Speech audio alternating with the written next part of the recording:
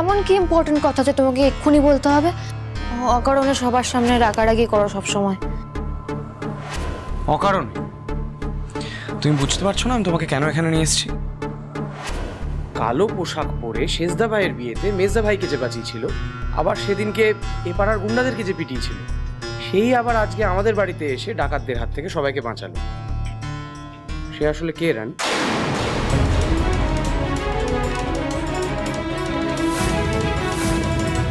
ওই কালো পোশাক কিন্তু আমি তোমার ব্যাগেই পেয়েছিলাম। আবার কিছুদিন আগে জেঠুমণি আমাদের বাগানে ওই কালো পোশাক পেয়েছিল।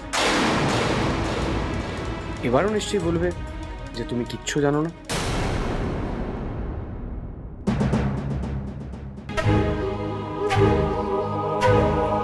ওরে পুচকু, তোর বাবা এত জেদি কেন রে?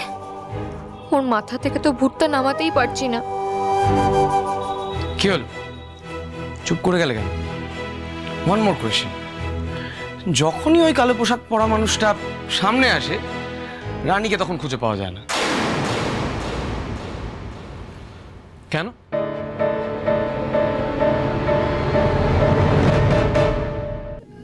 আমি কি করে জানবো? আমি তো বলছি যে আমি অপর্ণা ঠাম্মির বাড়িতে গিয়েছিলাম, তুমি তো ফোন করে জিজ্ঞেস করলে।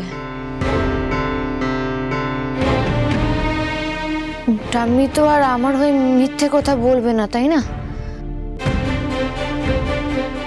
না, বলেননি তো। আর সেটাই তো তোমার অ্যালিবাই।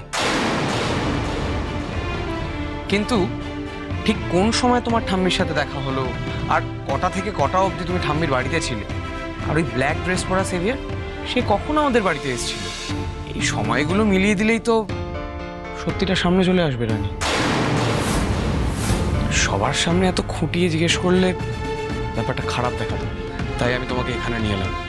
তুমি সবার চোখে ফাঁকি দিতে পারলেও আমার চোখকে ফাঁকি দিতে পারবে না রানী।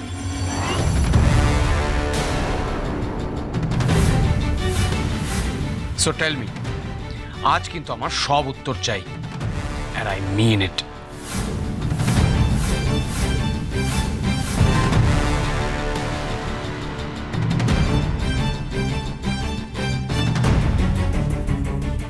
এবার কি করি? একটা আইডিয়া দে না, কিভাবে ম্যানেজ করি তোর বাবাকে?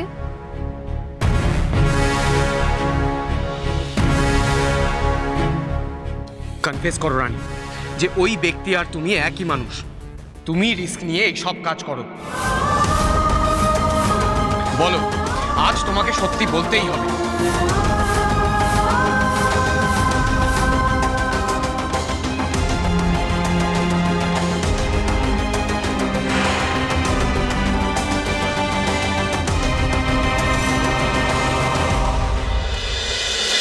তোমাদের জানি সোম থেকে রবি প্রতিদিন সন্ধ্যে ৬টায় স্টার জলসায় ও ডিজনি প্লাস হটস্টারে।